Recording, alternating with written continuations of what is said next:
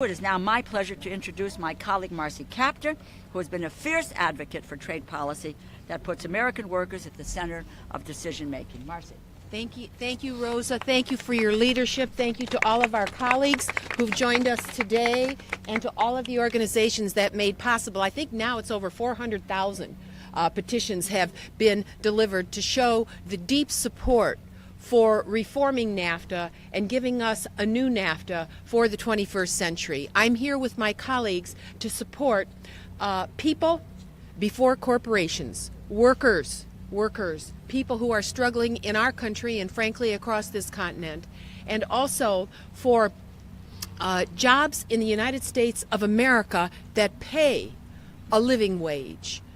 When NAFTA was first passed in 1993, the first thing that happened in Brook Park, Ohio, was General Motors shut down 14,500 jobs.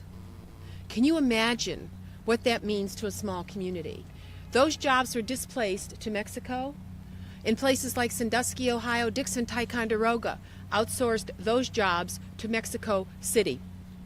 If you look across our region and you look across North America, you will see that the largest source of imports from Mexico today is automotive parts.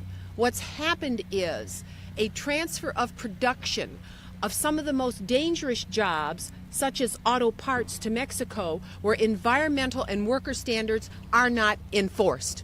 They're not enforced.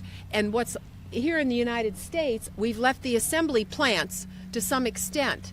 And believe it or not, the worker safety issues are better there because we enforce the law here. But what's happened in our country is people are working just in the auto industry now in my region 6 days a week, 12 hours a day. Imagine that, week after week after week after week, and you can't take vacation time in between for fear of you'll lose your job, and wages have been cut. Entry level by 2/3, $12 an hour, to work under those conditions. So what's happened is a complete transformation of production on the continent that undermines workers, respect for workers, undermines their wages, undermines their benefits. So I'm here to stand with my colleagues to say in NAFTA we need a major title for workers, certainly a separate subdivision for the automotive industry. If you work in this industry on this continent, either in Canada, United States, or Mexico, you should be bound by the same agreement. You should be paid for the work that you do. No worker's life is cheap in North America. We have to make sure that the new NAFTA allows for a labor title, and we have to fight for it. And we have to fight for the people of this country as hard as we fight for our own families. And so I thank you very much for coming here today. The investor-state dispute settlement section that Rosa referenced actually has already cost millions and millions of dollars in settlements that corporations benefit as they go into these dispute settlement panels. And there's about $392 billion that's pending for settlements that have nothing to do with our judicial system, that have everything to do with sort of inside trading that happens because these corporations have enough power to undermine worker safety, environmental standards, conditions in the workplace, defiling the environment. Just go south of the border and see what's going on. And I will end with this statement.